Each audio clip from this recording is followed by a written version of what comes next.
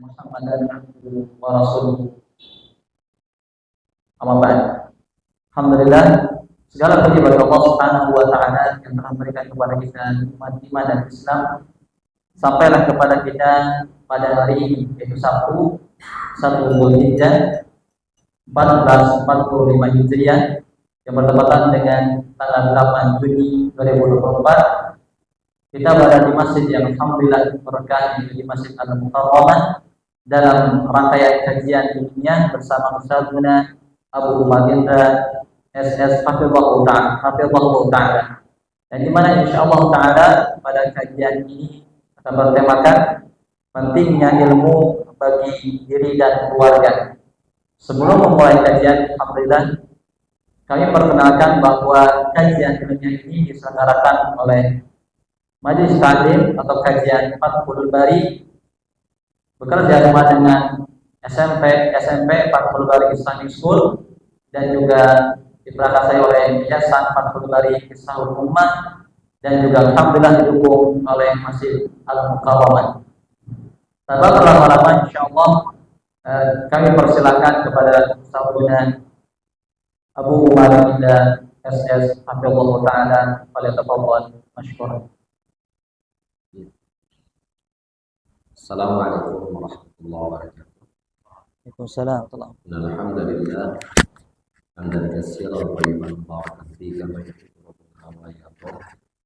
Asyhadu an la ilaha illallah wahdahu la syarika lahu wa asyhadu anna Muhammadan abduhu wa rasuluhu la nabiyya ba'dah. Qala Allah ta'ala fi kitabil karim a'udzu samii'il 'aliim minasyaitonir rajiim. Ya ayyuhalladzina amanu taqullaha haqqa tuqatih wa la tamutunna illa wa antum muslimun. Ya ayuhan nasu taqu rabbakum alladzi khalaqakum min nafsin wahidah wa khalaqa minha zawjaha wa basa minhuma rijalan katsiran wa nisaa'a wattaqullaha alladzi tasaaluna bihi wal arham innallaha kana 'alaikum raqiba. Ya ayyuhalladzina amanu taqullaha wa qulu qawlan sadida yuslih lakum a'malakum wa yaghfir lakum dhunubakum wa may yuti'illaha wa rasulahu faqad faza fawzan 'azima. Bapak-bapak dan ibu-ibu, ikhwan maupun akhwat para jemaah sekalian, alhamdulillah dengan izin Allah Subhanahu wa taala serta pertolongan darinya kita bisa bermajelis ya di mungkin bahkan sebagian besar jamaah akrab dengan tempat ini ya di Mukarramah ya, karena cukup banyak juga jadwal taklim kajian ya dari mungkin ustadz yang akrab dengan kita juga tempatnya sini. Namun bagi Fathul Bari ya ini satu hal yang sangat pertama ya sebagai penyelenggara di Masjid Mukarramah, dan itu tentu erat kaitannya dengan perpindahan lokasi sekolah ya, yang tadinya jauh dari Mukarramah ya, kemudian pindah ke sini. Yang dahulunya kajian itu dilaksanakan di masjid dekat sekolah di Sarijadi, sehubungan dengan perpindahan sekolah di tempat ini, maka masjid terdekat yaitu Masjid Mukarramah pun menjadi tempat yang baru pula bagi kita untuk mengadakan taklim ini. Dan di antara bentuk usaha ya, usaha mungkin dari pengelola yayasan ya, karena tempat juga cukup strategis, bahkan sangat strategis dengan perwakilan yang memang representatif, dibuatlah mungkin sesuatu yang lebih luas cakupannya menjadi namanya Majelis Taklim Fathul Bari. Majelis Taklim Fathul Bari. Dan bila kita mendengar kata Majelis Taklim, memang rata-rata pemerakarsanya ibu-ibu ya, Majelis Taklim. Ada jarang ya kalau namanya Majelis Taklim bapak-bapak gitu, jarang. Ada tapi lebih banyaknya ibu-ibu. Dan itu pun juga tak terlepas pada Fathul Bari itu diprakarsai oleh ibu-ibu ya gitu kan, untuk membuat pengembangan baru lah ya dari dakwah melalui pendidikan dan segala macam, ya, dan lokasi juga sangat representatif, sehingga tadi disebutkan oleh pembawa acara ini diprakarsai oleh Majelis Ta'lim Fathul Bari, bukan sekolah Fathul Bari, gitu kan. Karena tentu pasti ada kerjasama dan kolaborasi di situ, ya, karena sama-sama Fathul Barinya. Namun itu semua terjadi tentu dengan pertolongan dan kemudahan dari Allah Subhanahu wa taala. Ya. Baik. Pengajian kita tentu karena mengambil waktunya juga di hari Sabtu, ya. Tentu pengajian ini waktu juga belum tentu kita bisa rutin tiap pekan, ya. Nah, kalau ke depan mungkin bisa kita situasinya, ya, baru hari adalah mungkin kita bisa lakukan mungkin sebulan sekali. Maka tentu materi kita pilih lebih kepada, apalagi pertama ini yaitu tematik saja, ya. Itu berkenaan dengan ahamiyat ini di tarbiyat al-usrah wal abna. Pentingnya ilmu dalam membina keluarga dan anak-anak, ya. Pentingnya ilmu dalam membina keluarga dan anak-anak. Bagi bapak-bapak dan ibu-ibu yang aktif membaca tentang pendidikan keluarga dan anak-anak, sering menghadiri acara parenting misalnya di mana saja, termasuk di sekolah mungkin di tempat anaknya berada, itu materi bukan materi yang asing, bukan materi yang asing, ya. Namun mengapa materi ini tetap kita ketengahkan di awal-awal perdana? Karena memang ini erat kaitannya dengan usaha kita untuk mengurai masalah-masalah keluarga kita, ya. Secara khusus adalah pendidikan untuk anak-anak kita. Karena sesungguhnya berat ringannya suatu masalah itu bukan karena masalah ini itu sendiri, tapi karena ilmu yang kurang yang kita miliki, ya, kurangnya ilmu yang kita miliki. Jadi berat ringannya suatu masalah itu bukan masalahnya, laisa fi dzatihi atau fi dzatiha. Mungkin bisa babi nuqsan, bisa babi ada ma'rifatina biha au nuqsaniha. Sebabnya karena kita kurang ilmu atau memang tidak punya ilmunya sama sekali, sehingga masalah itu terasa tak berat. Pun termasuk dalam kita membina keluarga, mendidik keluarga, ya.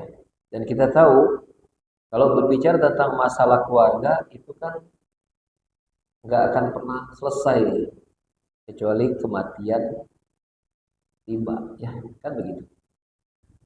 Oleh karenanya kebutuhan ilmu terhadap hal itu pun juga harus terus kita butuhkan.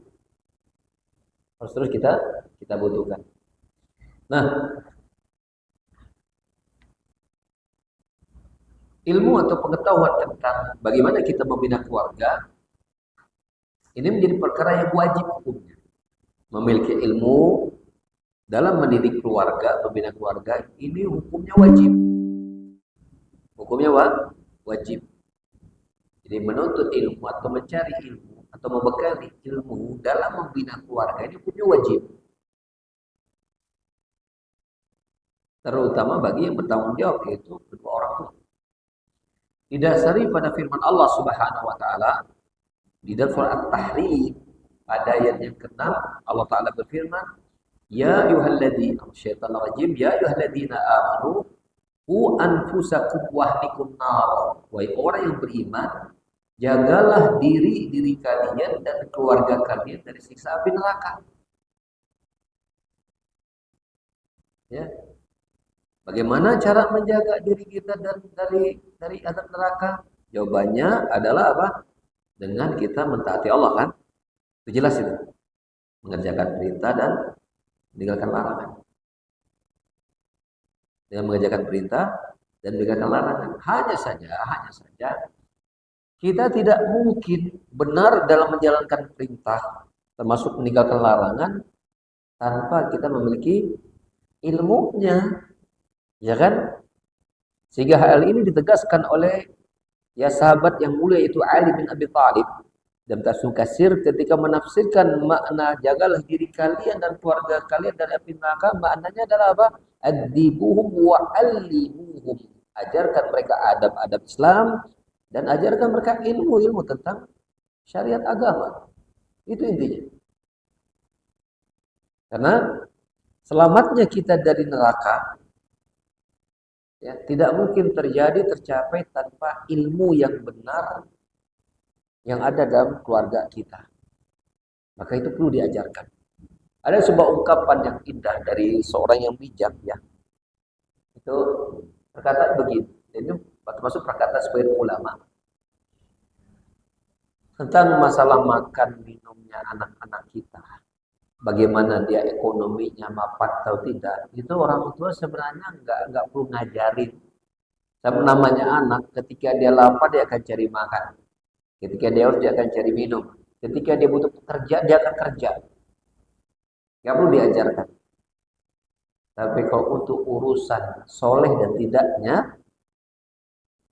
bagus atau tidaknya akhlaknya, maka di sini peran orang tua. Makanya Ali menekankan adibuhum wa allimuhum, ajarkan mereka adab-adab dan ilmu-ilmu.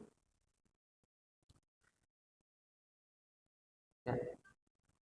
Lalu bagaimana kita mewujudkannya secara teknis? Maka penjelasannya atau jawabannya itu bahkan kita mulai sebelum kita menikah. Dimulai sebelum kita menikah. Tapi saya udah menikah Ustaz, enggak apa-apa. Paling tidak untuk anak-anak kita sampaikan. Ya kan? Mungkin kita sudah agak telat dikit, tapi anak kita kan belum menjalani nikah kan? Ya. Maka pendidikan keluarga dimulai dari sejak belum menikah. Ya. Apa itu? Yaitu pertama mencari pasangan yang soleh dan solehah.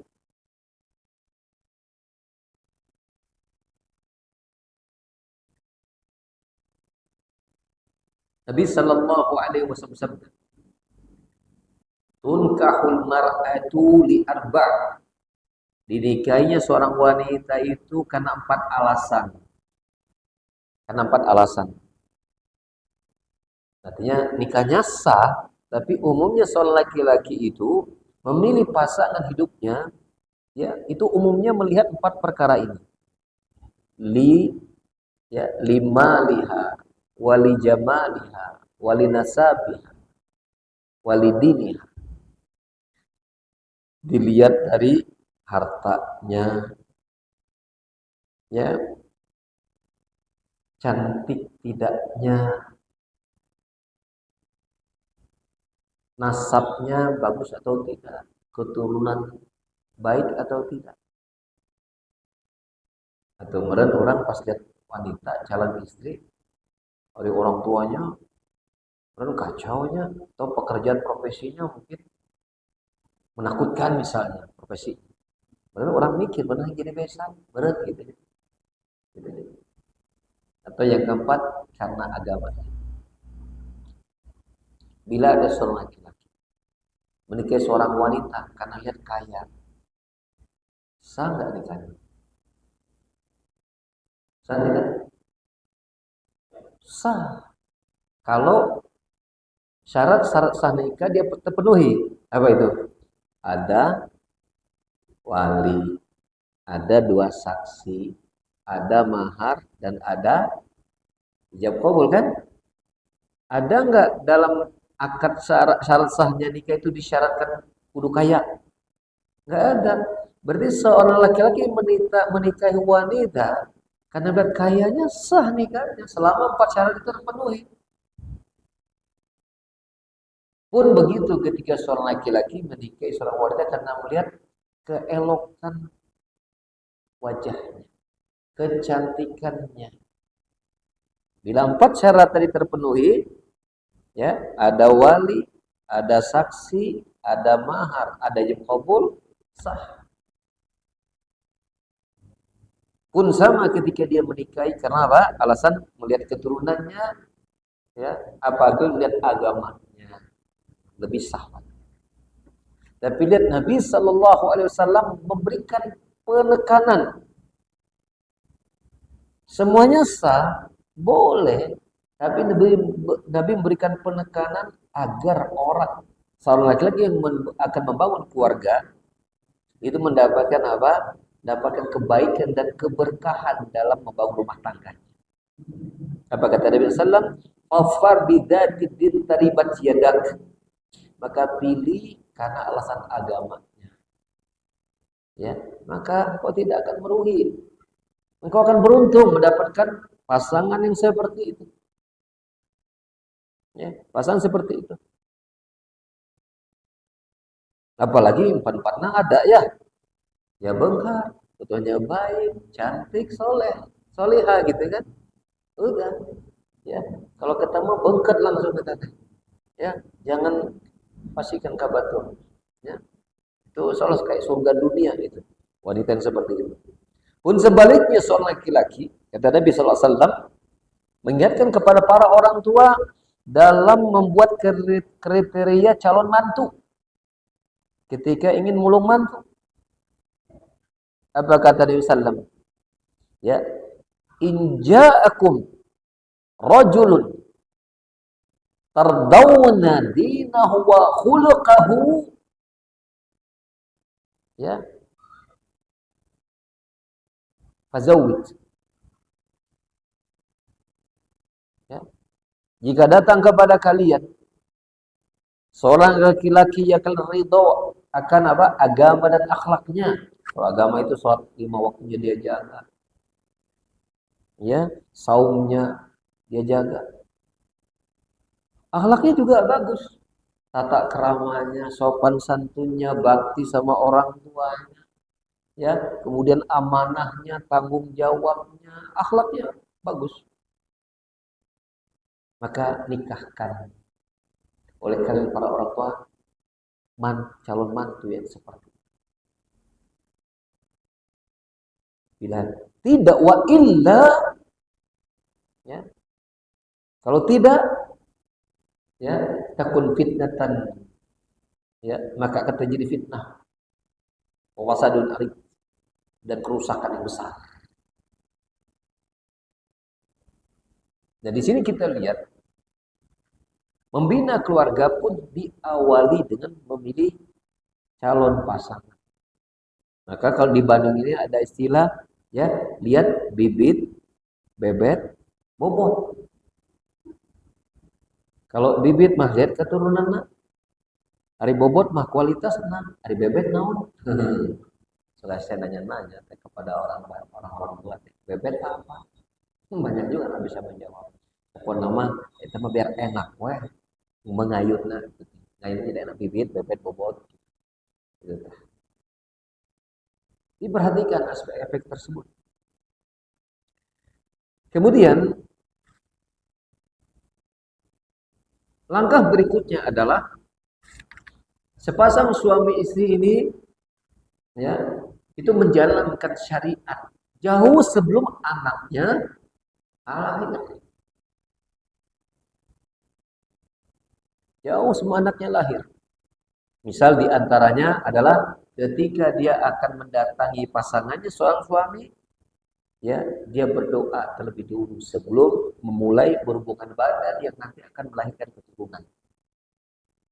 Kata Nabi SAW, ya, idza ata ahadukum ahlahu, jika salah seorang dari kalian mendatangi istrinya, ya, summa yaqul, ya, wa yaqul, kemudian dia mengucapkan bismillahi Allahumma jannibni syaitana wa jannib syaitana ma razaqtana, in ruziqa waladan lam yadurruhu syaitan.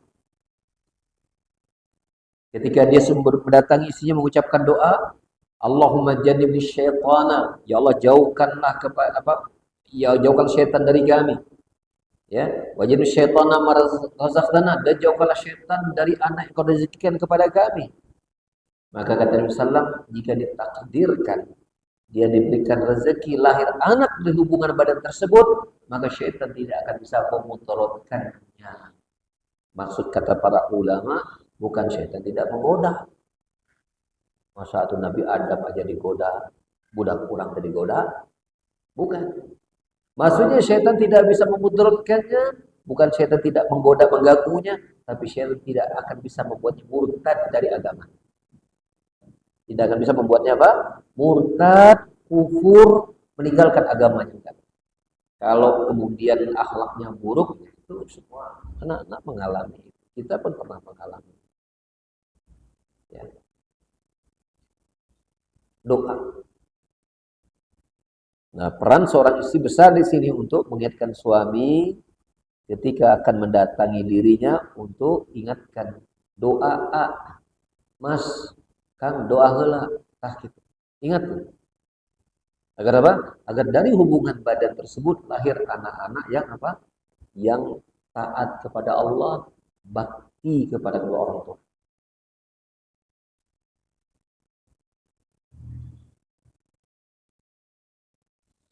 Kalau kita kaitkan dengan bulan Dzulhijjah, terkait dengan bulan Dzulhijjah, ada kisah keluarga teladan yang selalu ya menemani hari-hari kita selama bulan Dzulhijjah.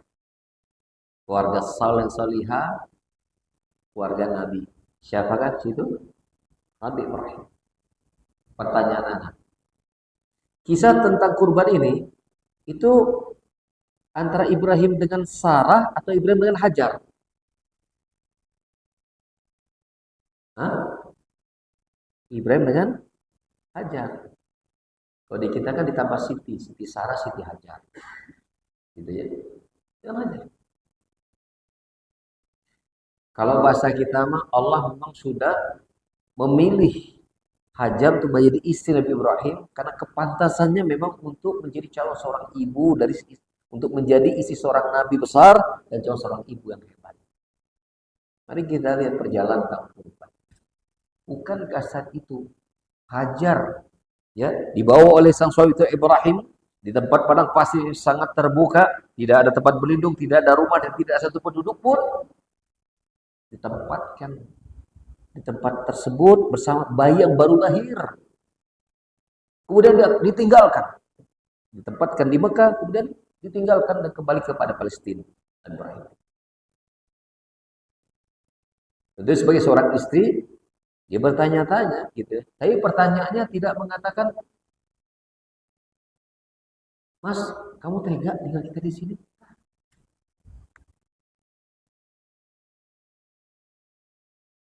Siti Hajar tidak memberikan pertanyaan seperti itu. Dia menggambarkan seolah dia mengkritik keputusan suaminya. Tidak. Karena dia tahu suaminya adalah seorang yang saleh. Dan pun dia tahu suaminya seorang nabi. Maka ketika dia tahu sang suami akan meninggalkan di tempat tersebut, dia hanya bertanya begini. Allahu amarak. Apakah Allah yang memerintahkanmu?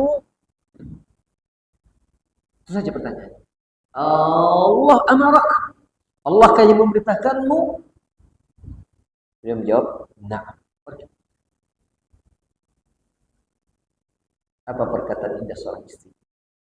Hajar berkata, idan la yudayyi'ana.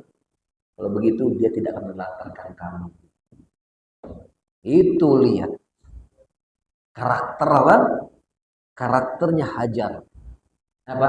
Akidahnya, tawakalnya kepada Allah, udah jadi. Jangan coba-coba itu diterapkan, wahai para suami dan istri di zaman sekarang.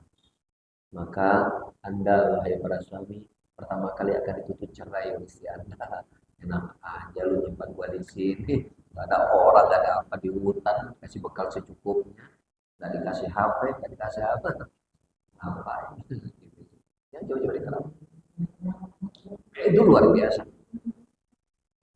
Ismail lahir dari karakter kedua orang tua yang tangguh, yang tawakalnya kepada Allah itu udah jadi. Ibrahim jangan ditanya, kan istri luar biasa itu, Luar biasa itu karakteristik seperti itu.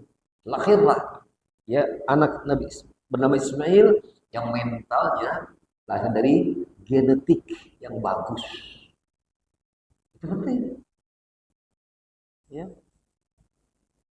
Di bebet bobot itu penting diperhatikan kesolehannya, agamanya, kemudian ketika akan berhubungan badan berdoa.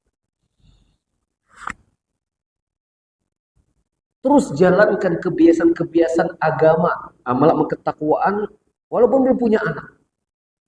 Karena itu akan menjadi apa? Menjadi gen.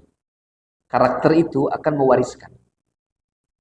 Bila orang tua membiasakan diri untuk berbuat baik, maka gen yang muncul insya Allah dengan izin Allah Subhanahu Wa Taala mewariskan genetika yang baik.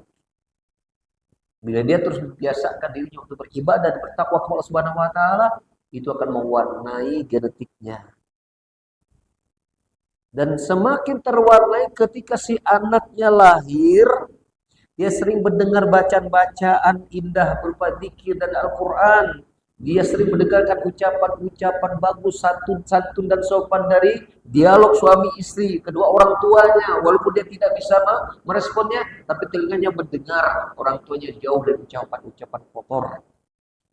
Saya waktu kuliah dulu, itu pernah memiliki 2 buku. Itu seorang kafir memang. Namanya Glenn Doman.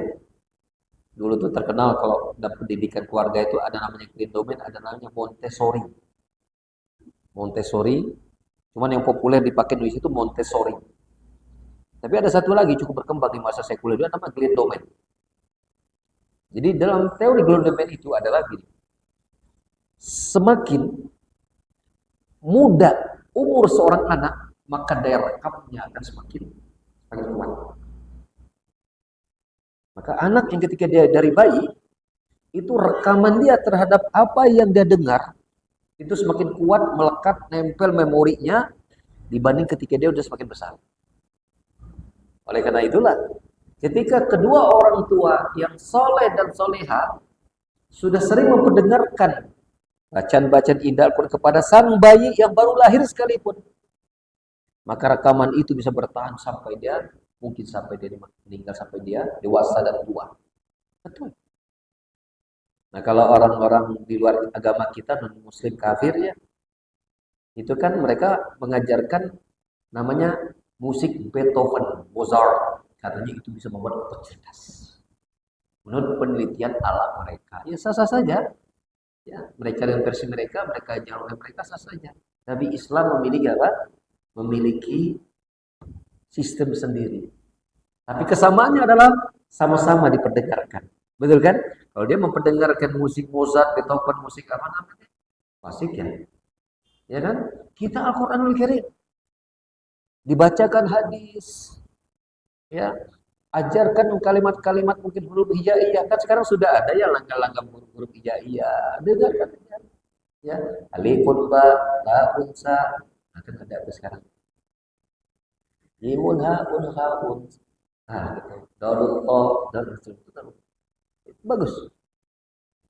Anak-anak itu belajar untuk alif sambil disebutkan alifun ba, ta'un sa, jimun ha'un ha'un sa, apa lagi. Dan begitulah selesai. Itu bagus. Ya, seperti itu. Jadi pendidikan dan pembinaan keluarga itu jauh dimulai sebelum kita punya keturunan. Ya. Dari sinilah ya, pembinaan keluarga dimulai dari orang tua dulu untuk apa? Menambah ilmu untuk diri mereka dulu. Sebelum berbicara tentang bagaimana dia bisa mendidik anaknya. Dia harus berusaha untuk bisa mendidik dirinya sendiri. Itu penting. Karena sesuatu yang sudah terdidik dan terjadi dan terpola ke sistem, itu akan memberikan pengaruh pada lingkungan sekitar. Dan kalau keluarga ya anak melihat orang tua. Yang kita bahasakan dengan bahasa apa? Keteladanan. Dengan bahasa apa? Keteladanan.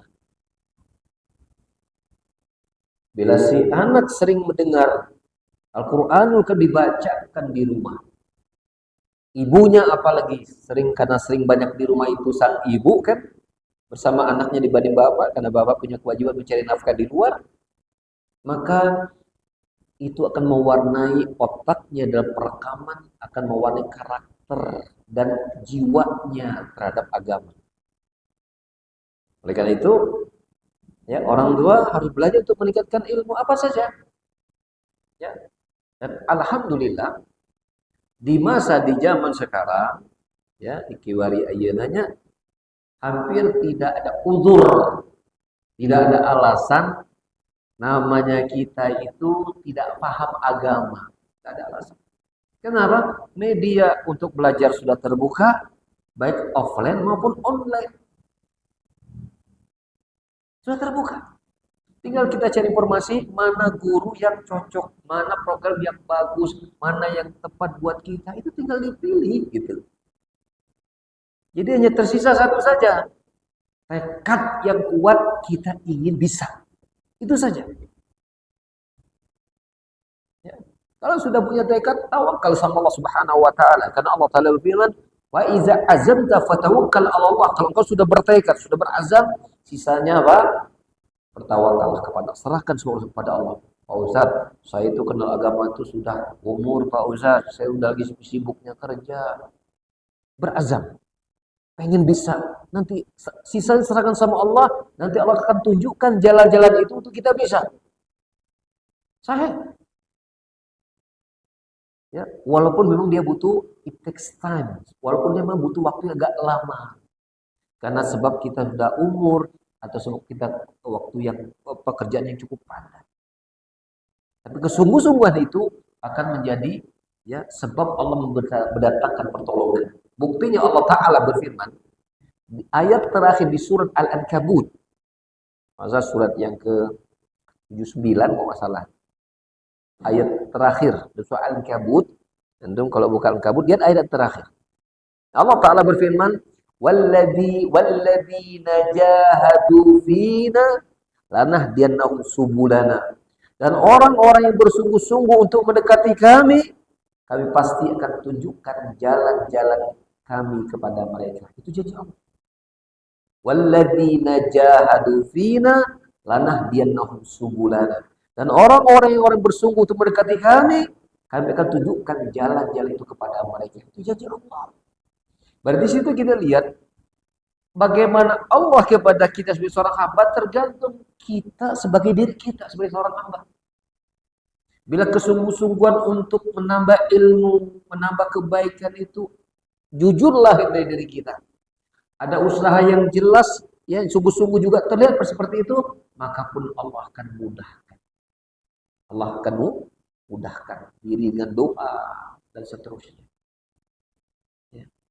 Pun sama, ketika kita bicara tentang membina keluarga, ini bukan perkara yang mudah. Tapi ketika kita punya kesungguh-sungguhan bahwa kita ingin keluarga kita baik, bahkan menjadi lebih baik dari berbagai macam lini sisi, ya, maka insya Allah akan mudah. Baik. Kemudian pembinaan keluarga, kita bicara tadi tentang apa pentingnya ilmu, kemudian bicara tentang keteladanan, ya, dan itu dimulai dari orang tua untuk cinta ilmu, senang belajar, ya, dan jangan lupa setiap ilmu yang bertambah diamalkan. Diamalkan.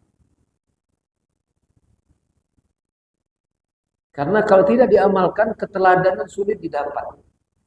Kalau tidak diamalkan, keteladanan sulit didapat.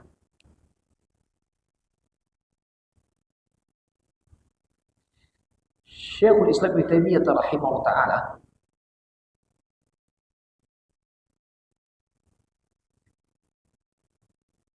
di dalam majmu' fatwanya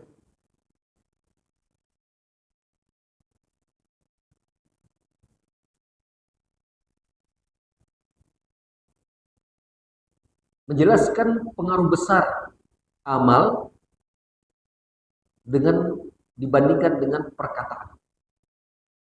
Efek dari amal contoh nyata dengan perkataan. Kata beliau, Al-amal amalu rajulin li alfi rajulin ablagh min qauli alfi rajulin li rajulin. Jadi apa perkataan intinya? Rajul. Ingatnya rajul saja. Amalu rajulin li alfi rajulin ablaghu min qauli alfi rajulin li rajulin. Amalan satu orang di hadapan 1000 orang itu lebih mudah sampai dan mengena daripada perkataan 1000 orang kepada satu. Berarti apa? Pengaruh amal nyata itu dibandingkan dengan perkataan itu berapa banding berapa? 1 banding 1000 efeknya kepada ya siapapun, apa saja, apalagi berbicara tentang apa? Pendidikan keluarga, pengaruhnya besar.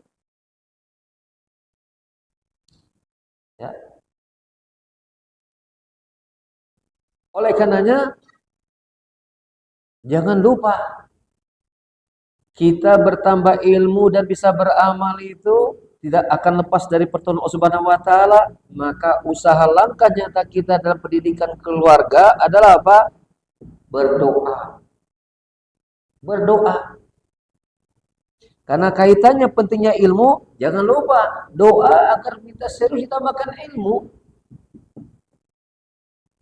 Bukankah Rasulullah SAW memberikan contoh dibacanya di permintaan doa kepada Allah untuk bertambah ilmu itu dibaca tiap hari sehabis sholat subuh. Tiap hari habis sholat subuh sebelum melakukan aktivitas apapun, Rasul mengajarkan habis zikir membaca zikir habis sholat. Ya, itu dibaca namanya zikir pagi tok, hanya ini dibaca. Maksudnya doa ini tidak dibaca zikir sore, hanya dibaca zikir pagi. Itu doa minta tambahkan ilmu. Allahumma inni as'aluka ilman nafi'an wa rizqan thayyiban wa amalan mutaqabbalan. Minta apa itu isi doanya? Minta 3 perkara. Apa yang pertama? Ilmu yang bermanfaat. Apa yang kedua? Rezeki yang baik. Yang ketiga? Amal diterima. Pertanyaannya, mengapa ilmu didahulukan sebelum rezeki dan amal? Jawabannya simpel sekali, mudah sekali. Karena bila ilmu itu sudah didapat, ya, dan bermanfaat, ilmu ini akan menjadi hakim untuk bisa menentukan rezeki kita thayyib atau tidak. Rezeki ilmu ini akan menjadi hakim untuk menetapkan ya amal kita diterima atau tidak. Iya. Jadi hakim dan pengertian kita akan tahu agar amal diterima itu begitulah dilakukan. Ya diantaranya kan ikhlasnya hati, ya sesuai contoh Nabi kan begitu kan, itu kan karena ilmu. Maka didahulukan itu. Dengan ilmu inilah seseorang akan selamat dari apa? Dari mendapatkan rezeki yang haram, yang itu akan menghambat doanya untuk dikabulkan dan menjadi penghambat untuk mendapatkan anak yang soleh. Makanya para ulama di antara pendidikan keluarga adalah apa? Al-muhafadzatu ala fitrati tifli as-sawiyah. Ya. Jadi di antara pendidikan keluarga adalah menjaga agar tidak memberikan makan kepada anak-anak itu sesuatu yang haram, sesuatu yang buruk, jangan. Baik buruk secara dzatiyah atau buruk dari sisi mendapatkan. Barang yang makan yang diberikan minumnya halal, cara mendapatkannya pun dengan cara yang halal. Itu penting. Dan itu bagian dari apa? Usaha kita untuk membangun ya pembinaan keluarga yang baik yang Allah ridhoi. Ya.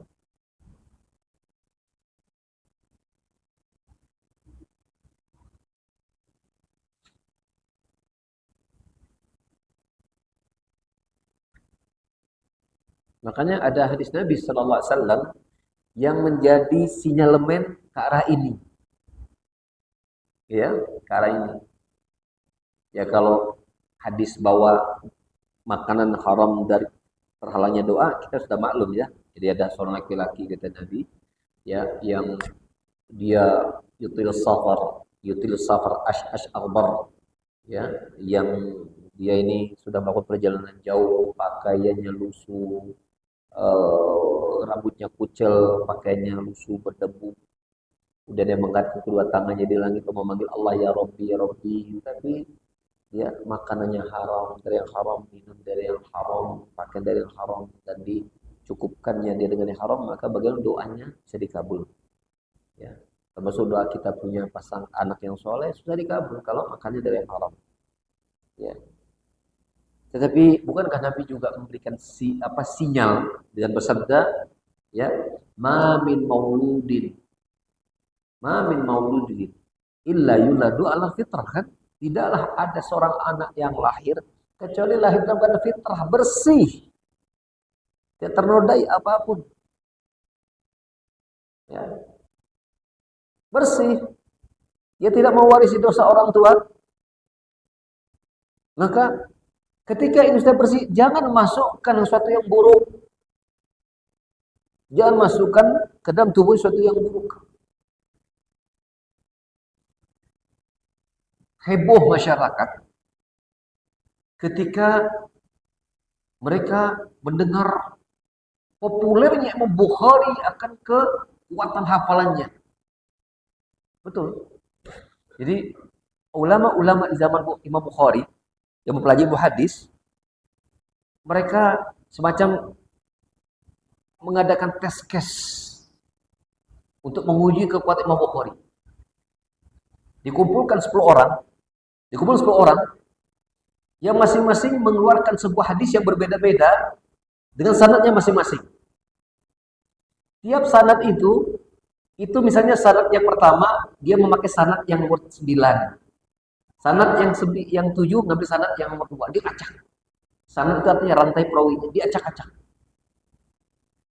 Dibacakan 10 hadis dengan sanadnya di hadapan Bukhari.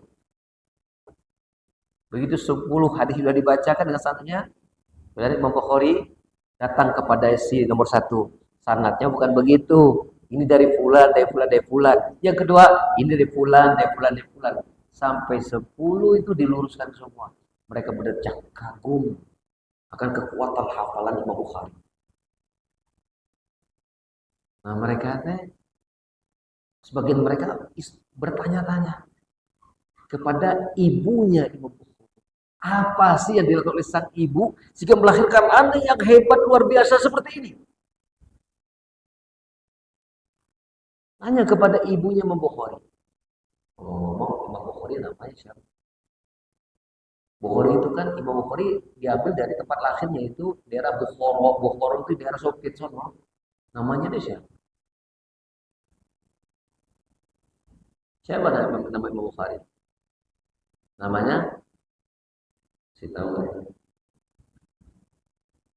Muhammad bin Ismail. Muhammad bin Ismail. Kalau Imam Syafi'i itu kan dari kakeknya. Dia punya kakek. Kakeknya punya kakek lagi nama Syafi'i.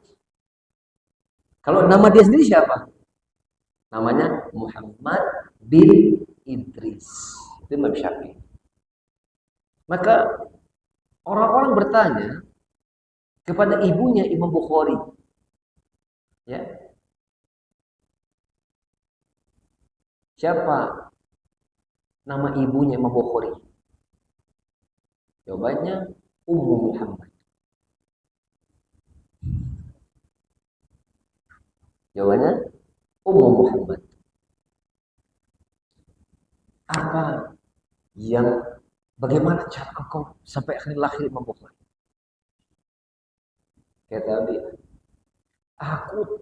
aku tidak pernah membiarkan 1 sendok pun makanan masuk ke mulutnya kecuali dari yang halal.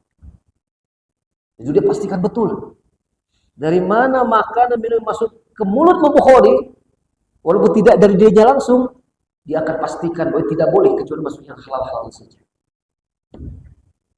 Itu seperti itu usaha ibunya membukhari agar makanan yang masuk ke mulut anaknya itu semuanya bersih. Tidak ada syubhat apalagi haram. Bersih. Sehingga kalau ada orang yang ngasih makanan, dia lihat dulu makanan itu. Dia pastikan, oh ini syubhat apalagi haram, nggak boleh. Imam Bukhari nggak boleh makan. Makanya di antara pendidikan keluarga kita adalah jangan biarkan rumah tangga kita, rumah kita dimasuki suatu yang haram. Ya, makanan, minuman, pakaian, apa saja. Rumah yang kita tempati, upayakan rumah ini rumah yang halal, tidak didapat dengan cara yang haram dan seterusnya. Itu bagian dari pendidikan. Itu bagian dari pembinaan terhadap keluarga. Yang seringkali mungkin sebagian kita yang merasa cukup kita rajin doa, rajin sholat, rajin ngaji, rajin baca Quran.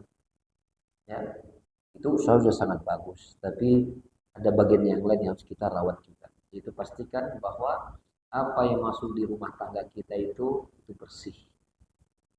Itu halal. Bila kita ingin mendapatkan keluarga yang sakinah mawaddah warahmah, ya.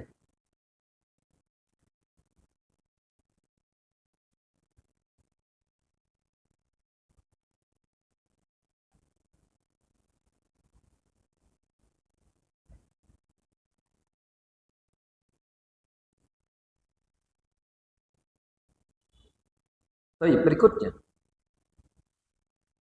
Bila kita sudah berusaha untuk baik, apa yang kita usahakan, yang kita dapatkan juga baik. Ya. Kemudian ketika kemudian keteladanan juga sudah kita berusaha untuk sempurnakan. Lalu berikutnya adalah apa? Apa substansi atau materi yang kita ajarkan pertama kali kepada anak kita. Sebelum mereka nanti bicara tentang bagaimana bisa berhitung barangkali gitu kan. So, nanti mereka bicara menambah wawasan yang lain ya sebagai anak-anak. Maka tetap yang pertama kali ditanam pada anak kita menanamkan tentang tauhidullah. Kita tanam kepada mereka tentang tauhidullah.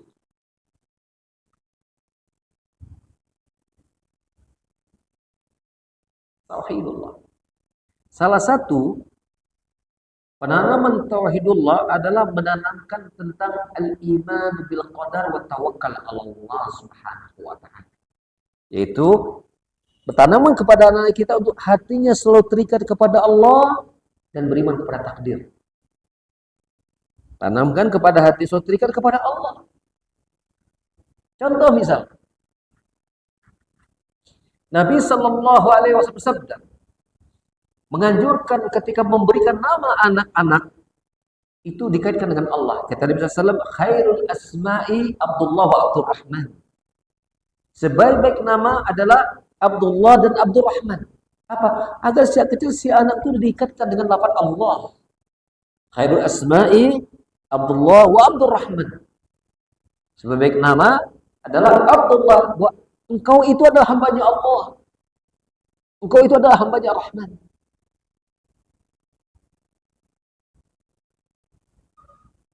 Aplikasinya adalah upayakan setiap kita mendidik itu lakukan oleh kita ini karena Allah Subhanahu wa taala.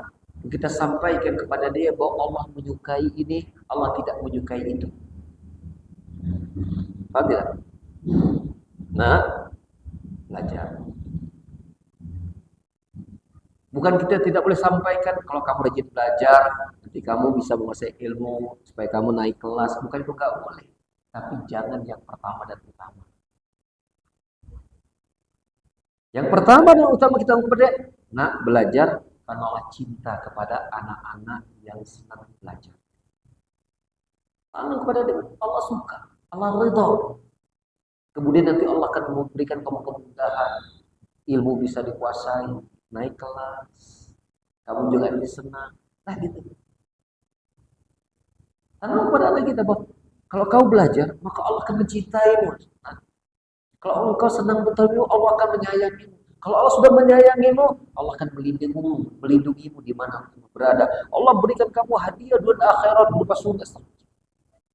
Ingatkan dia tentang nikmat surga, bahaya tentang adab neraka. Itu Allah hari akhir. Allah hari akhir dan tawakal kepada Allah. Selalu ingatkan begitu. Jadi, nah, salat. Jangan sampai kita berkata, salat. Apa kata tetangga? Tahu kamu teh enggak salat? Ya, itu ustaz. Apa kata tetangga, kata jamaah? Lihat anak ustaz teh salat. Jangan pernah jual itu di hadapan anak kita. Jangan gadaikan dunia itu pada anak kita. Tanamkan Allah. Kami sebagai orang tua, karena abi teh kitanya nyuruh kamu adalah abi ustaz. Karena abi dapat amanah dari Allah untuk menyampaikan kepada kalian. Bukan kalau berfirman, ya ayyuhalladzina amanu anfusakum wa ahlikum nar. Kita punya amanah dari Allah untuk menyampaikan kepada kalian. Makanya kalau kita bisa hafal dalil, rangkum saya kan. Allah berkata, oh gitu kan. Kamu sholat, kata Allah, muru auladakum bis shalah wasabir 'alaiha. Perintahkan anak-anak kalian untuk sholat dan sabarlah dalam mendidik mereka untuk tetap sholat. Ini Allah nyuruh kita, nyuruh kamu ke sholat. Jadi Allah menyuruh kami. Maka dia tahu, oh orang tuanya ternyata juga melakukan ini capek, lelah segala macam. Itu karena Allah yang menyuruhnya. Anak harus sampai pada kesimpulan itu. Orang tua melakukan itu semua karena Allah yang memerintahkannya. Maka dia pun berusaha untuk apa yang dilakukan seperti orang tuanya karena Allah. Itu penting dan itu sangat prinsip dan dasar. Baca bismillah. Karena Allah menyukai ucapan zikir. Baca alhamdulillah, terima kasih sama Allah. Tapi jangan lupa, kata Rasul juga, kita berterima kasih kepada Allah itu kalau kita juga pandai berterima kasih kepada manusia. Kata Rasulullah begitu ya, pandai-pandailah juga berterima kasih apalagi sama orang tua, ya kan? Tidak atas malam kepada Allah merupakan manusia yang menjadi sebab yang Allah pilih untuk ya, untuk kita bisa berterima kasih sama Allah. Ya. Karena Rasul bersabda, la yashkurullah ma la yashkurun nas. Tidak dianggap bersyukur kepada Allah mereka yang tidak pandai berterima kasih kepada manusia. Kita sampaikan dulu, cukupkan dulu sampai poin di situ.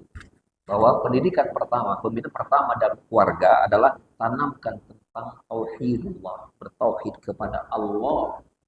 Ya, terutama bab tawakal kepada Allah, ya, hari akhir dan takdir. Itu penting.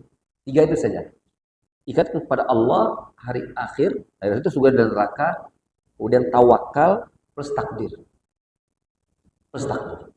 Jadi kalau misalnya kita dapati anak kita sedang bersedih atau sedang dapat musibah, misalnya uangnya hilang, gitu kan, makanannya jatuh, permennya jadi jatuh, gitu kan.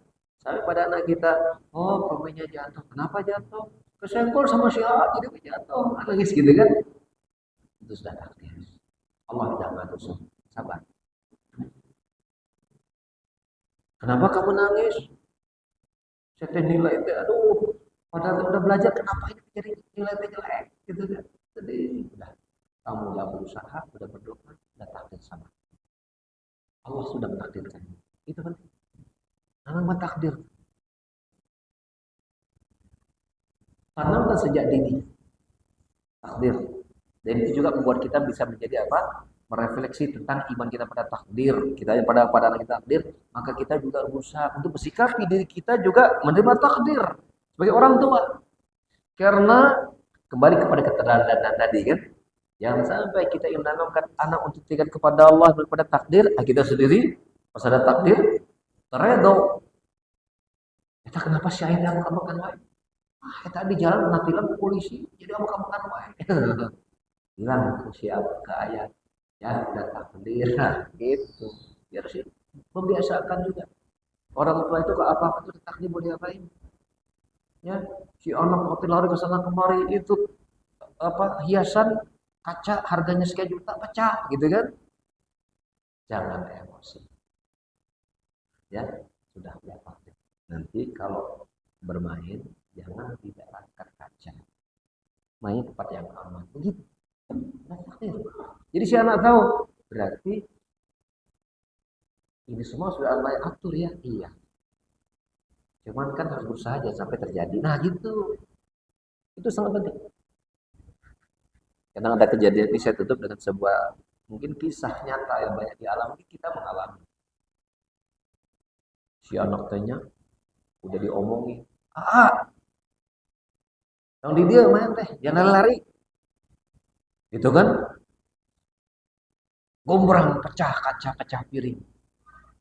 Si mama langsung, bukan kata mama juga, jangan di sini, matanya kemana tuh? Talim tuh. Nanti kok bapak kamu datang, kamu, oh, giliran yang mecahinnya si mama dan mecahinnya si ayah, si mama mah ya siapa? Yang dia bingung. Pas dipecahin sama apa, sama kakak, sama mama, sama ayah, mama biasa-biasa aja. Akhirnya saya mecahin pada gak sengaja. Kenapa menit segitu amat ya? Itu anak susah. Karena kita nggak adil. Mestinya kepada yang kecil, yang dia penuh dengan keterbatasan, lebih banyak memaafkan daripada yang gede mestinya. Benar nggak? Tapi kita sering tidak berlaku adil. Sebabnya apa? Kelemahan kita kepada takdir juga. Lawan kita kepada takdir. Ya. Kan tanamkan sejak kecil ilmu tentang tauhid, iman kepada Allah, hari akhir, tawakal dan iman kepada takdir. Itu penting, tanamkan di keluarga kita, di diri kita, kapan dan dimanapun. Dan ingat, untuk 4 perkara ini sampai mati. Untuk 4 perkara ini sampai mati harus selalu kita jaga sampai mati. Ya, demikian barangkali yang bisa sedikit kami ketengahkan dan juga bermanfaat. Ya. Kalau ada pertanyaan dipersilakan. Ini kita saling diskusi ya. Saya menyampaikan bukan berarti saya tidak buat apa yang disampaikan di keluarga sama. Buat apa saya cerita, ya kan? Gitu. Tapi kita bisa saling diskusi. Ya, apapun kita cerita secara teknis di lapangan ada. Dan kalau misalnya harus ya sebaiknya kepada yang betul-betul ahli di bidangnya. Tapi kalau gambar secara umum boleh. Kita saling diskusi. Silakan, ada pertanyaan. Bismillah. Alhamdulillah Ustaz. Jazakallah khairan pertama atas pemaparan Ustaz, kemudian datang kepada kita atau kami pertanyaan, 3 pertanyaan Ustaz. Biasanya Ustaz. Yang pertama, ini berkaitan dengan orang tua yang Masya Allah punya azam yang tinggi. Berkaitan dengan orang tua yang apa? Berazam tinggi untuk mendampingi anak-anaknya untuk bisa belajar tiap hari, namun karena kewajiban untuk menafkahi keluarga tersebut juga, jadi perlu untuk banyak keluar kota. Iya. Bagaimana dengan kondisi orang tua mungkin misalnya ada bapak ya tidak bisa selalu mendampingi anaknya karena faktor pekerjaan, bahkan sering keluar kota ya, dalam kota paling sebentar ya, itu juga pakai bus ya, dalam kota. Kemudian juga berkaitan dengan satu dulu. Silakan. Pakai bus mah dari saya. Pertama,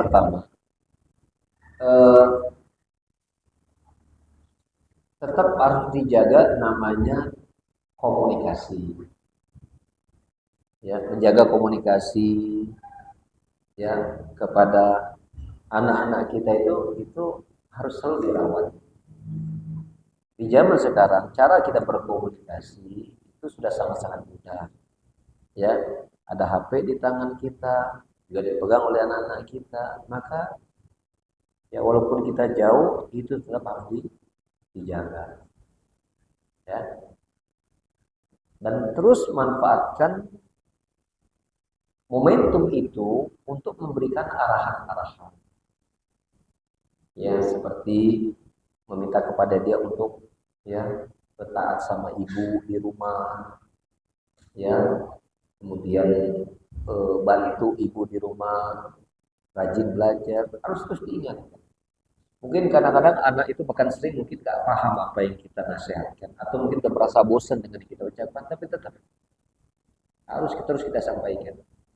Karena kadang-kadang atau bahkan banyak contoh nasihat orang tua itu mulai melekat dan dijalankan kadang ketika orang tua sudah meninggal. Baru si anak itu ingat, dulu waktu si bapak masih hidup tuh sering ngatin saya sholat, tapi saya jarang sholat, dan menyesal. Nah, ketika bapaknya meninggal dia hanya lagi sholat. Saya, dan itu pada banyak kan. Maka kita jangan meremehkan setiap kebaikan yang kita sampai pada anak, jangan pernah bosan. Tinggal kita atur kata-katanya dengan supaya si enggak terkesan dia dimarahi. Yang kedua, walaupun pertemuan kita mungkin anggaplah seminggu sekali, atau mungkin 2 minggu sekali, atau mungkin sebulan sekali, maka dalam sekali itu jangan sampai tidak kita manfaatkan untuk dekat bersama anak. Jangan sampai sudahlah bertemunya seminggu sekali, begitu pulang ke rumah banyak main HP, pegang HP juga tuh si bapak. Ya. Ya.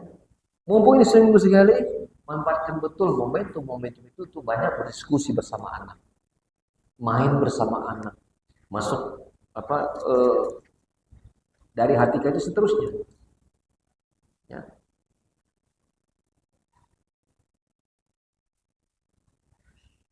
Tapi Pak Ustadz, anak saya udah gede Pak Ustadz, udah SMP, udah SMA misalnya. Kalau kita omongin lagi, dia udah sering banyak dapat nasihat dari guru-gurunya di sekolah, di pesantrennya gitu kan. Di rumah kayak diceramain lagi gitu kan, seperti itu. Maka cari bentuk komunikasi yang berbeda. Nggak harus kita menanyakan seperti pelajarannya barangkali, ya. Tapi misalnya kita tanyakan tentang apa hambatan-hambatan kamu barangkali yang bisa kita sharing untuk memudahkan atau meringankan hambatan-hambatan kamu di pesantren, di sekolah. Kan kita juga pernah sekolah ya, pernah jadi anak-anak gitu. Kita pengen sharing lah. Gitu. Dan sampaikan banyak harapan-harapan kita kepada anak kita selama dia bisa mewujudkannya, yaitu anak perlu tahu keinginan sebagai orang tua. Dan kita jelaskan alasan-alasannya. Jadi keterbukaan komunikasi itu sangat penting. Ya, terlebih kepada orang tua yang mungkin seminggu sekali atau 2 minggu sekali bertemu dengan anak, maka manfaatkan betul ketika sudah bertemu ya. Walaupun ketika nggak bertemu, tetap telepon harus upaya tetap dijaga ya, jangan sampai belum nggak ada komunikasi sama sekali ya, seperti itu. Dan nasihati juga atau berikan masukan juga kepada istri kita atau kepada orang di rumah yang kita tinggalkan untuk apa? Untuk mengingatkan nasihat kita. Seperti misalnya kita bilang ke istri kita, "Mah, nanti kalau papa udah berangkat lagi dari rumah, tolong anak-anak diingatkan untuk sholat subuh dijaga." Nah, si ibunya mungkin kan, ayah itu waktu kemarin pergi, so ingatin kamunya sholat subuh, kamunya rajin belajar, gitu kan. Kamunya upayakan tidak terlalu banyak pegang HP. Itu dinukilkan saja. Itu bagian dari usaha kita sebagai misalnya kita ada suami atau bapak, bagian itu memaksimalkan usaha agar anak-anak tahu bahwa kita selalu berada di sampingnya, selalu berusaha untuk selalu dekat dengannya.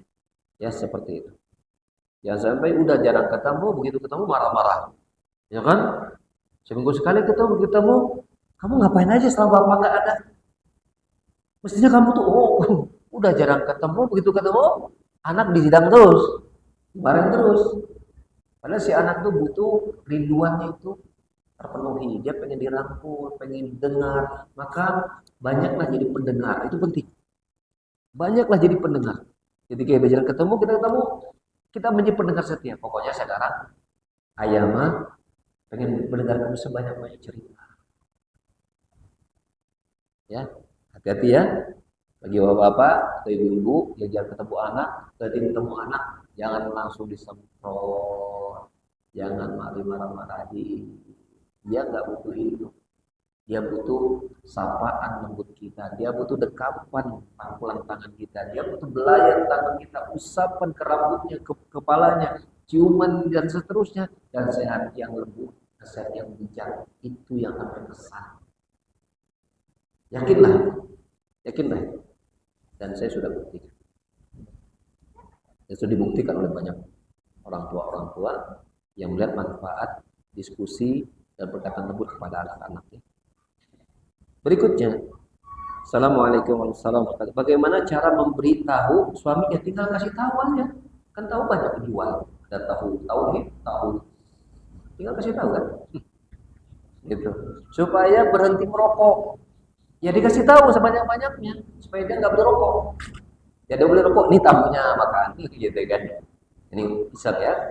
Maksudnya uh, selalu selalu sopan itu penting. Soal dia berhenti atau tidak itu urusan Allah Subhanahu wa taala. Serahkan kepada Allah, doa sama Allah untuk dia berhenti merokok. Ya. Jangan sampai, dan kemudian kedua, cari momentum-momentum yang tepat untuk dia enak diajak diskusi. Jangan nggak ketemu rokok lagi, rokok lagi jangan terlalu begitu juga ya. Ya, cari waktu-waktu yang tepat untuk misalnya menjelaskan kepada dia tentang manfaat tidak merokok, ya, badan sehat, gitu kan.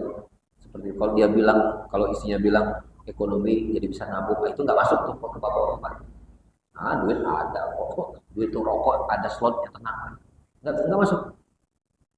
Tapi kalau kita bicara tentang bahwa ya kalau merokok itu tenaga jadi maksimal, ya seperti itu, kemudian kesehatan bisa kita maintain sekian lama. Tapi kalau merokok itu kemudian yang mestinya aktif produktivitas kita bisa 30 tahun, mungkin 10 tahun, 15 tahun sudah sepasang ring karena merokoknya kuat. Nah, pikirkan itu, nah gitu caranya. Jangan ajak dia untuk berpikir ekonomis. Coba kalau ayah tabungin uang selama 1 tahun dari merokok, udah berapa? Nggak masuk ke laki-laki. Dia tahu dia ada slotnya untuk merokok, untuk uang itu ada alokasinya. Dia udah atur itu biasanya. Gaji sekian untuk rokok udah ada, gitu. Jadi jelaskan manfaat rokok, manfaat tidak merokok. Dan juga kalau ada contoh-contoh nyata dari keluarga yang mengalami dampak negatif langsung rokok, ingatkan. Coba ayah ingat nggak ada mamang tehnya, wah teh, mamang dulu kan sehat, ekonominya bagus. Begitu dia merokok dipasang ring satu, sekarang hartanya habis untuk bayar seterusnya. Coba ayah ingat-ingat itu. Itu kan merugikan. Itu penting juga ya diberikan contoh-contoh nyata dampak-dampak negatif langsung secara nyata dari merokok dan seterusnya. Ya. Kemudian ya kalau kita bisa tahu tentang pendekatan agama itu malah lebih bagus ya, seperti itu. Jangan-jangan suaminya ada di sini lagi. Ini curhat istri. Kemudian ya banyak berdoa ya, banyak berdoa. Karena hati suami-suami itu di tangan Allah Subhanahu wa taala, ya, dan semoga Allah membukakan hatinya untuk berhenti dari perbuatan yang buruk ya. Bismillah. Assalamualaikum warahmatullahi wabarakatuh. Bagaimana cara menjaga kecintaan anak terhadap Islam di tengah lingkungan yang menormalisasi pergaulan bebas? Ya, ada sebuah di antara kaidah-kaidah pendidikan yang Rasulullah sallallahu alaihi wasallam tanamkan, yaitu Nabi bersabda, "Al-mar'u 'ala dini khalil falyanzur ahadukum man yakhalil." Agama seseorang itu tergantung dari agama teman dekatnya. Maka oleh karena itu, ya, penting untuk mengkomunikasikan kepada anak akan pentingnya memilih teman yang soleh. Seperti kita mengatakan, Nabi berkata, la tusahib illa mu'minan. Tidaklah engkau berteman dekat kecuali seorang laki-laki mukmin yang soleh, kata Nabi SAW. Ya kan, itu mempengaruhi akhlak dan seterusnya. Ya. Nah, supaya dia juga, jadi kita jangan berikan keputusan kepada anak secara total dalam memilih teman, itu clear itu. Biarinlah nanti biar dia belajar dewasa, nggak bisa. Tapi juga jangan sampai kita overprotective. Jadi diberikan kebebasan secara sebebas juga, jangan overprotective juga nggak boleh. Tengah-tengah. Ya, di antaranya apa? Kita memberikan arahan-arahan dalam memberi kriteria teman bergaul, baik tinjauan agama maupun tinjauan pendidikan, dalam pelajaran, dalam keuntungan secara pergaulan, sampaikan kepada dia. Makanya di antaranya adalah kita memiliki sekolah yang baik, Yang di situ ya keteladanan dari guru-gurunya dapat, gitu kan, pendidikannya muatan agama juga banyak, teman-teman dari situ juga udah insya Allah dari orang tua yang baik, sehingga apa, dia punya teman di sekolah dengan teman-teman yang melingkupi dia untuk selalu baik, ya. Di antaranya juga perhatikan media komunikasi, ya, media komunikasi. Jadi memang PR besar kita sampai hari ini sebagai orang tua, bagaimana menjaga pola pikir anak tetap baik sementara HP ada di tangannya. Ini masih menjadi PR besar seluruh manusia, terus harusnya ada kaum muslimin. Ya. Apa yang kita lakukan dengan HP? Pertama, kasih schedule time, jarak waktu main HP. Itu tidak boleh diberikan sebebas-bebas.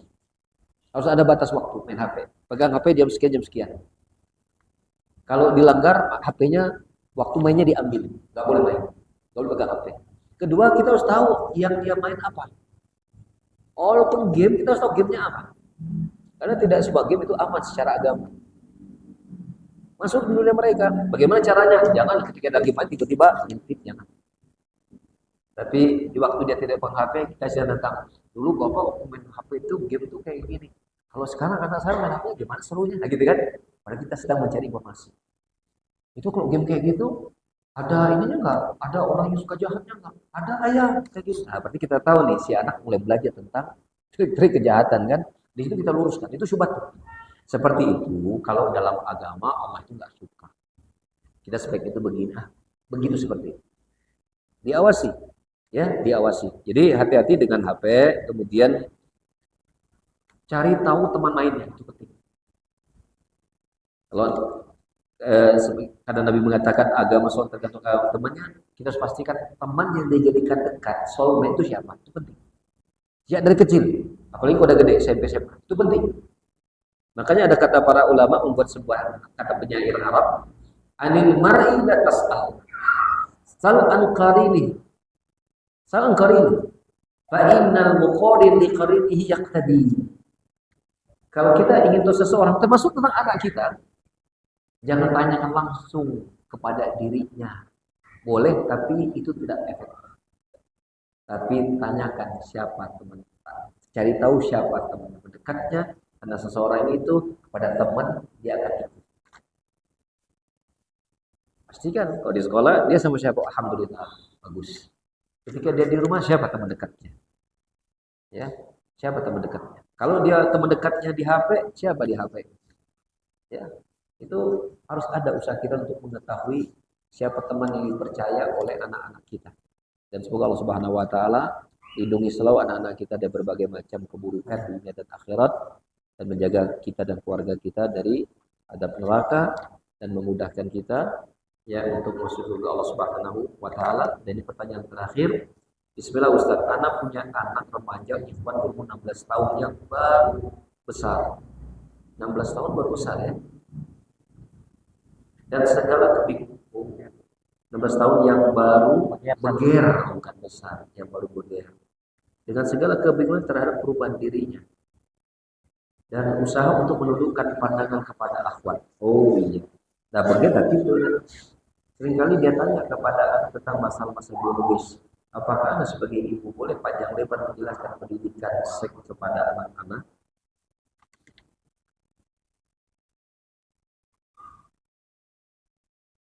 Coba cari literatur dan konsultasi kepada mungkin psikolog anak ya, bagaimana membahasakan yang tepat kepada anak urusan. Sebab kalau saya sendiri juga belum berani ya untuk memberikan. Kalau sering pengalaman ya kita sampaikan dengan batas-batas tertentu ya tentunya ya. Terutama istri saya yang menyampaikan tentang pentingnya menjaga. Di antaranya kalau anak itu laki-laki, saya suka tanya olahraga apa yang kamu sukai. Karena mengaktifkan anak dengan olahraga itu sebagai bentuk pengalihan untuk tidak sibuk di bagian itu. Jadi anak itu di umur seperti itu harus banyak, termasuk syarat bebas. Ya, agar anak-anak tidak sibuk dan berpeluang bebas, itu sibukkan dengan kegiatan yang positif. Cara itu olahraga. Kalau dia sama olahraga tertentu, aktifkan saja di olahraga itu. Selama olahraga itu tidak berbahaya dan tidak melanggar syariat, aktifkan saja. Biar dia ada pengalihan. agar tenaganya tersalurkan sehingga libidonya tidak bebas kemana-mana. Di umur seperti itu remaja itu anak-anak punya energi lebih, libidonya lebih puncak-puncaknya. Itu harus selalu dibuat capek. Makanya ada sebuah teori yang dikembangkan di pesantren Al-Irsyad yang saya pernah nyoba anak saya di sana. Itu si mudirnya mengambil kebijakan memastikan bahwa tidak ada satu waktu pun anak-anak tidak ada kegiatan supaya dia tidak banyak bengong. Maka anak-anak kita juga demikian. Ketika remaja upayakan badannya banyak aktif. Makanya HP jangan menjadi pegangan utama mereka di umur seperti itu. Ya, jadi saya kalau liburan anak kan ada yang SMA, anak laki-laki itu. Kalau dia liburan, saya suka tanya, kamu mau kemana? Rencananya ada mau hiking nggak sama teman-teman gitu kan, teman-teman santri gitu. Ada di sana, nih uangnya berangkat, saya bilang, buat 3 hari camping. Betul. Jadi udah jadi pengalian dia punya aktivitas. Sehingga kalau di rumah lagi libur pesantren itu nggak bengong doang.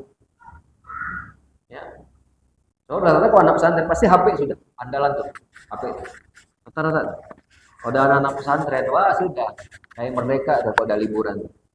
Kasih kegiatan yang menantang. Bahkan kau perlu kasih pekerjaan yang menghasilkan uang. Kamu bisa nggak ini? Kalau bisa, tapi kasih uang. Tapi melibatkan fisik. Kalau laki-laki itu, kalau laki-laki, terutama anak remaja, SMP SMA, harus dikasih kerjaan menggunakan fisik. Karena sifat laki-laki itu banyak lebih produktif bergerak dibanding perempuan.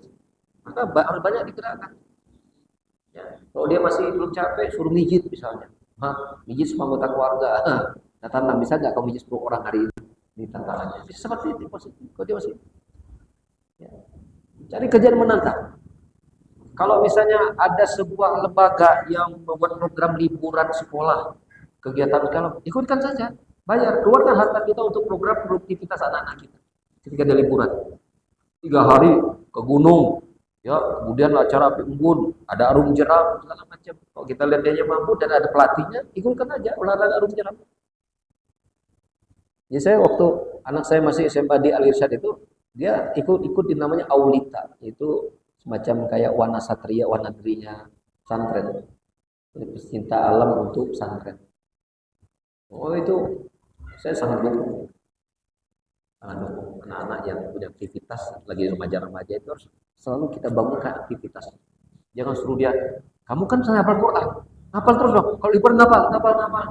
Allah musta'ad di santai tuh kenger. Di rumah suruh motor sudah apa? Kasihlah ruang untuk dia bisa mengekspresikan diri sebagai anak-anak juga. Apalagi anak remaja masa transisi, jangan terlalu banyak menuntut. Ya, harus ada ruang gerak untuk dia bisa berekspresi ya seperti. Kok perlu kita temani. Yuk kita di antara mungkin saya sering pengalaman saya kalau misalnya ada uang segala macam kita main pinball. Tahu pinball? Olahraga mahal menurut saya. Dan itu anak sangat luar biasa. Nembak jarak jauh. Bawa segala macam. Bawa tempat terbuka. Oh anak laki-laki waktu sekalian. Jangan terlalu banyak dibiarkan di rumah. Lagi liburan terutama. Itu kekekep itu dia gak kuat. Pasti larinya ke HP. Menonton main HP. Tidak. Upayakan dia banyak keluar. Tapi dengan positif. Keluar. Nih berenang tiap hari. Sampai konger gak apa-apa. Kita bayarin. Dia berenang. Main sepeda. Ini sepedanya. Kita servis. Hiking. Apa aja. Mau ada basket. Karena itu di antara nasihat bebas. Sibukkanlah dengan kegiatan olahraga nantinya. Biar fisiknya banyak bergerak, biar keringatnya banyak keluar. Jangan banyak diam kepada laki-laki itu. Jangan banyak santai. Nanti larinya kemana-mana. Tadi persoalan masalah isolasi bisa berbahaya. Kalau kita ingin berikan penjelasan sewajarnya saja. Ya, jangan terlalu vulgar, apalagi sampai kepada mengarah kepada tindakan porno aksi atau apalagi pornografi. Pornografi apalagi porno aksi ya. Semoga Allah Subhanahu wa taala melindungi anak-anak kita ya di zaman yang mengerikan hari ini. Tapi kepada siapa lagi kita kepada Allah akan kebaikan anak-anak kita ya. Semoga dia mendengar kepada orang tua ya dan mengumpulkan kita dan semua surganya. Amin Allahumma amin. Assalamualaikum warahmatullahi wabarakatuh.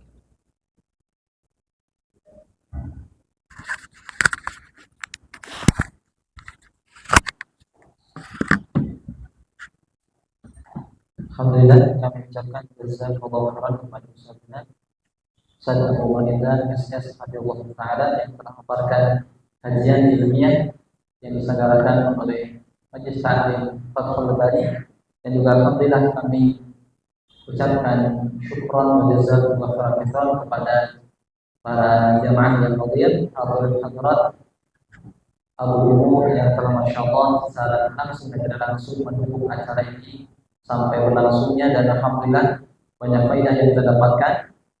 Alhamdulillah kita berada di penghujung acara. Apabila ada saran dan pesan dari Abu, Bapak, Ibu, hadirin hadirat untuk kajian ini atau mungkin kajian berikutnya, kami persilakan untuk menghubungi kami insyaallah di Majelis Ta'lim Fathul Bari ataupun di official kami di sekolah yang berada di depan Masjid Al-Mukarramah ini, yaitu di SMP Fathul Bari Islamic School. Kami ucapkan kembali jazakumullahu khairan wa barakallahu terus pada Ustazana dan juga para hadirin, barakallahu fiikum, dan kita akhiri dengan kafaratul majlis. Subhanallah wa bihamdika asyhadu an la ilaha illa anta astaghfiruka wa atubu ilaik. Wassalamualaikum warahmatullahi wabarakatuh.